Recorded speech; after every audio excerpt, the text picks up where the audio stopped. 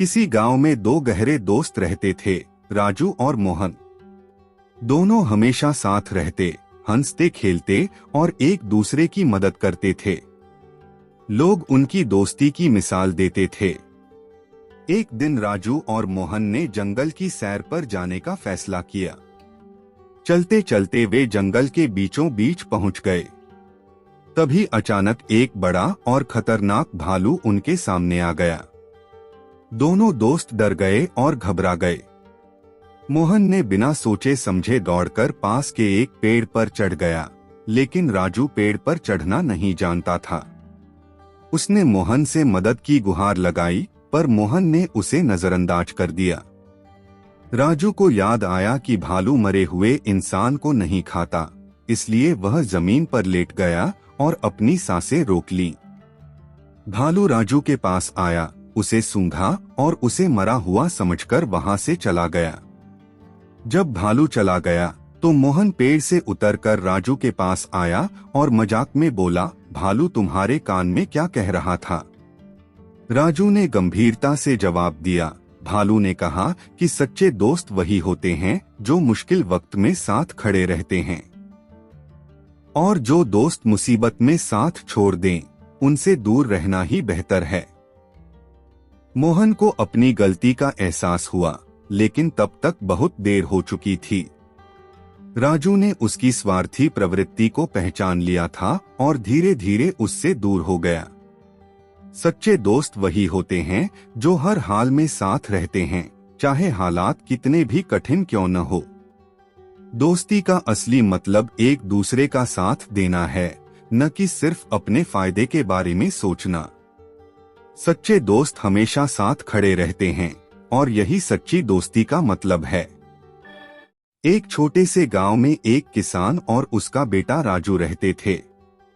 राजू बहुत ही मेहनती और ईमानदार लड़का था। उसके पिता हमेशा उसे सिखाते थे, बेटा, ईमानदारी सबसे बड़ी संपत्ति है। अगर तुम जीवन में सच्चे और ईमानदार रहोगे तो सफलता तुम्हारे कदम चूमेगी। एक दिन राजू गांव के पास के जंगल से होकर खेत जा रहा था।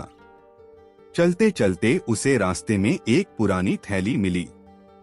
जब उसने थैली खोली तो उसमें सोने के सिक्के और कुछ कीमती गहने थे।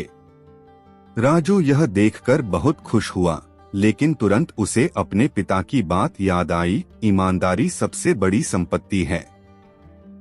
राजू उस थैली को लेकर गांव की ओर चल पड़ा। वह जानता था कि यह धन किसी और का है और उसे लौटाना चाहिए। गांव में पहुंचकर उसने गांव के मुखिया को सब कुछ बताया। मुखिया उसकी ईमानदारी से बहुत प्रभावित हुआ और तुरंत गांव वालों को बुलाया। मुखिया ने ऐलान किया कि जिसने भी यह थैली खोई है वह आकर अपनी पहचान बताए।